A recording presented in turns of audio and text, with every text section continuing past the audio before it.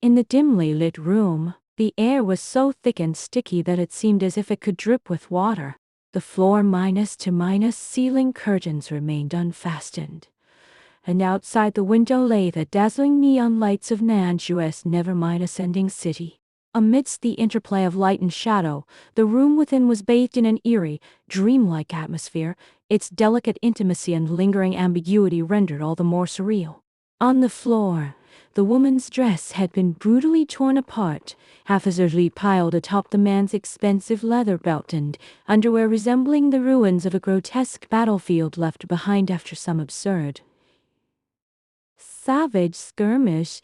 Nansheng's no-minus white legs were spread wide, and she sat weakly astride the man's lap. She was like a lone boated rift in a storm, utterly helpless and forced to cling to the towering mountain before her. The man's tall, upright figure lounged lazily deep within the leather sofa, his slender fingers, calloused from years of labor, pressed firmly against her tiny waist with burning palms. His grip seemed to melt her bones into his own flesh. In the depths of his jet-minus black eyes, a frenzied lust turned a thrill that sent shivers down one's spine. It was the final, mocking gleam of a beast before it devoured its prey. Daunt. Nansheng looked at the man's handsome face, beautiful as a god yet cold and ruthless as a demon as he stood hidden in the shadows.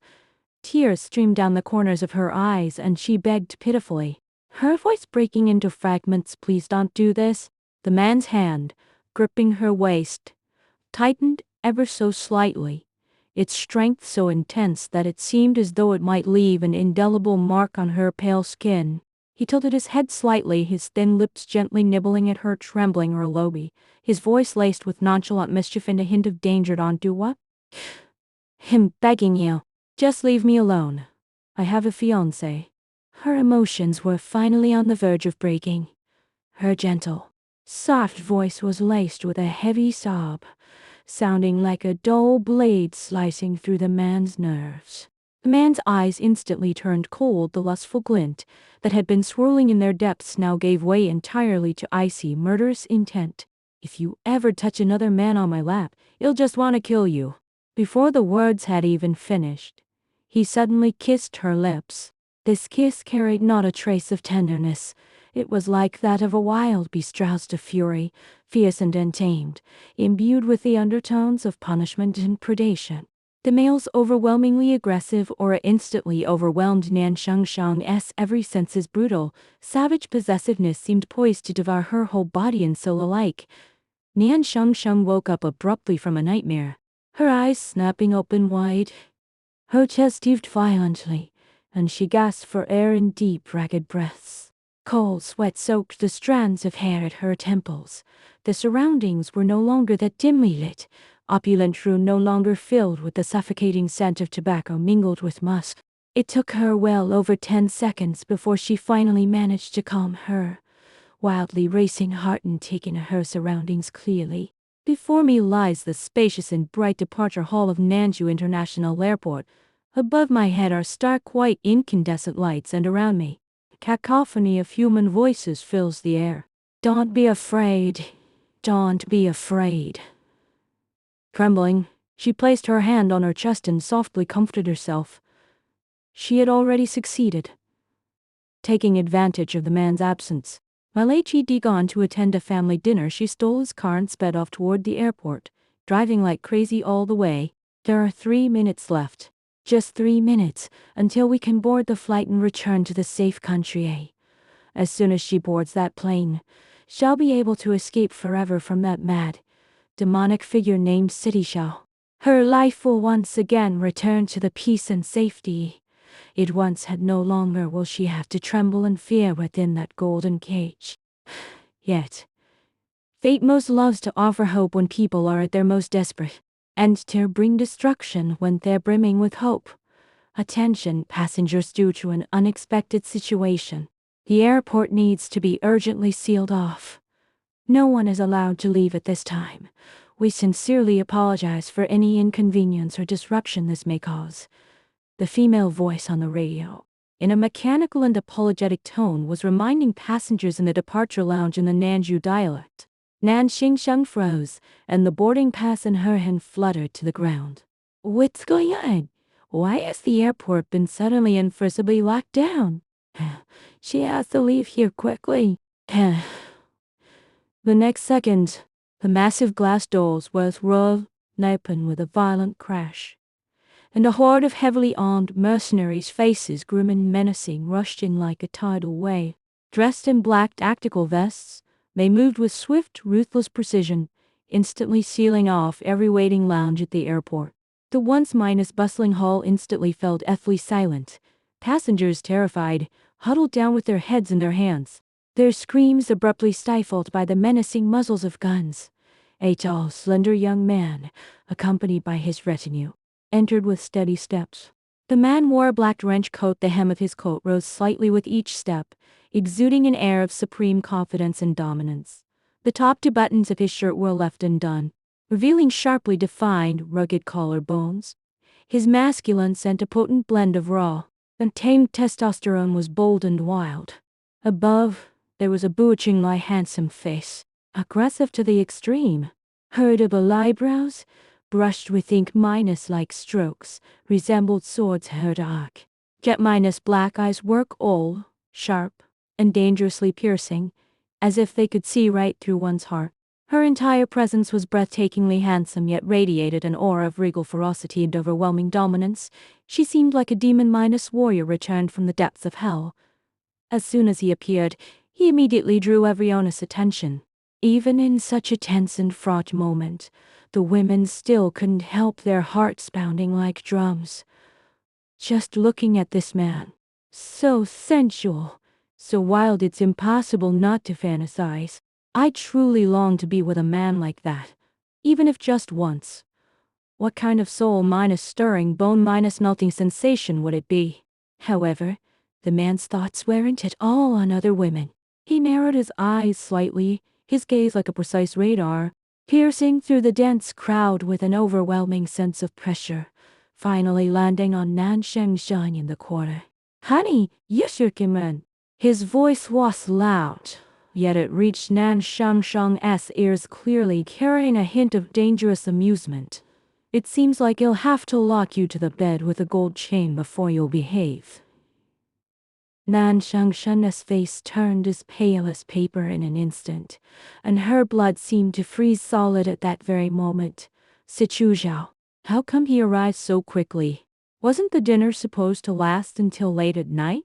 Sichu Zhao stared at the woman huddled in the corner, trembling uncontrollably. The darkness in his eyes grew even deeper. He took long strides, slowly closing in on her.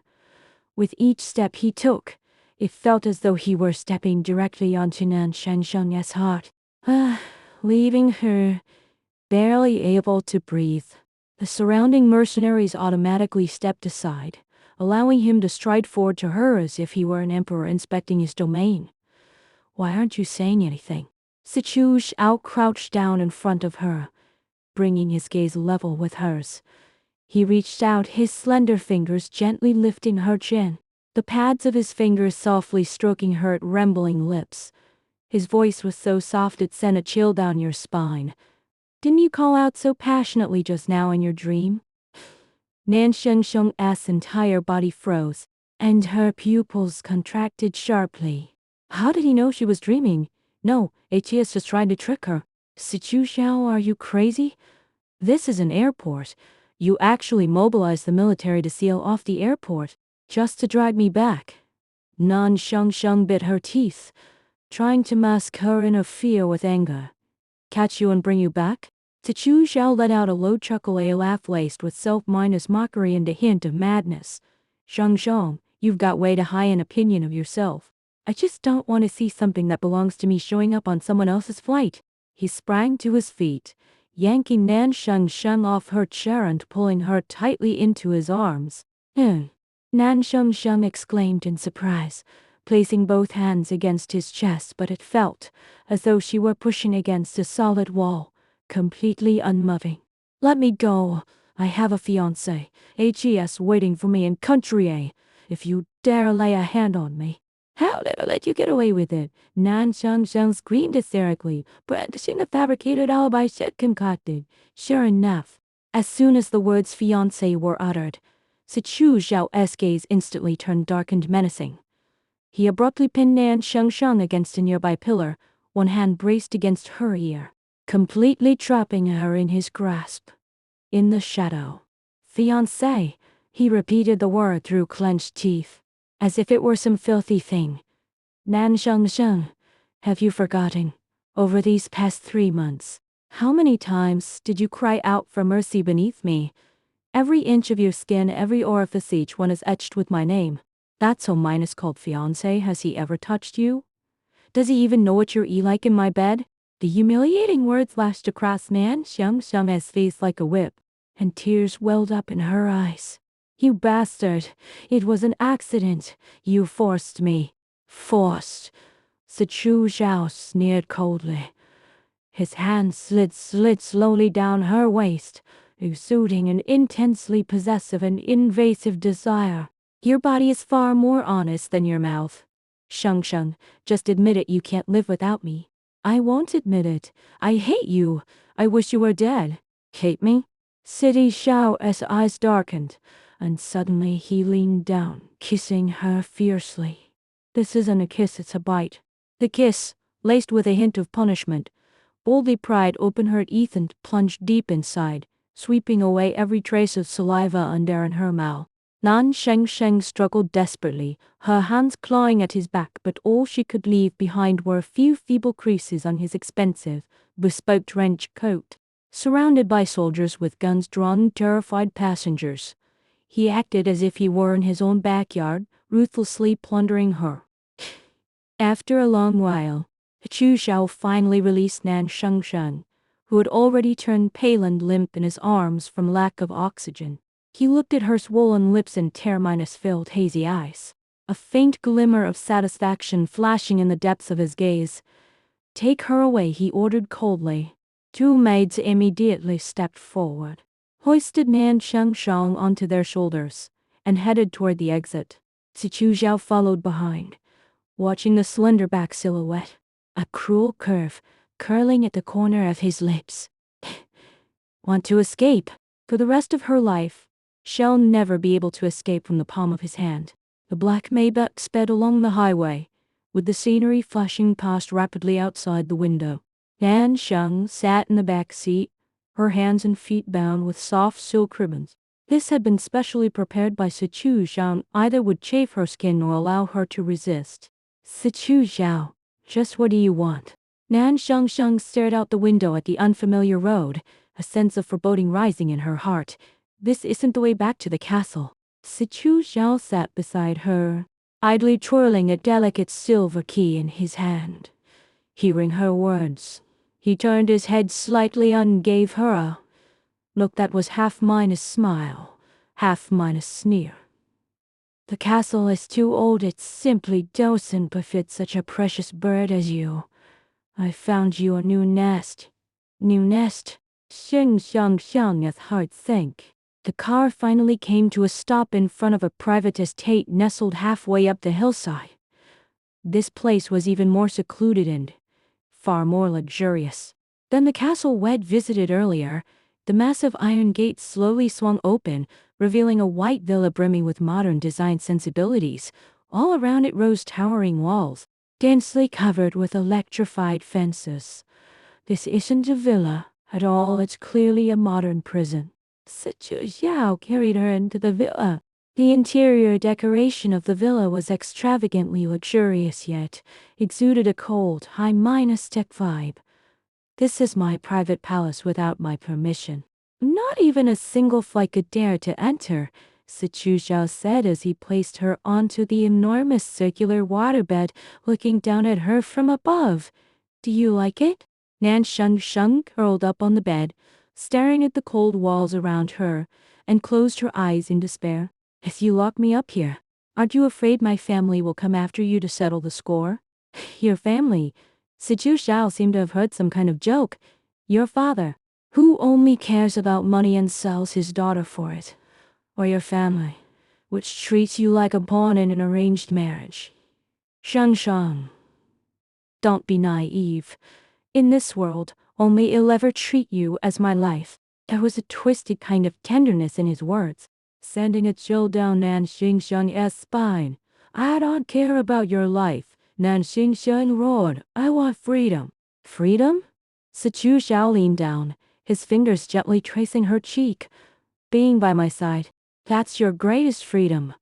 You'll give you the very best things in the world: jewelry, exquisite garments, and wealth, whatever you desire.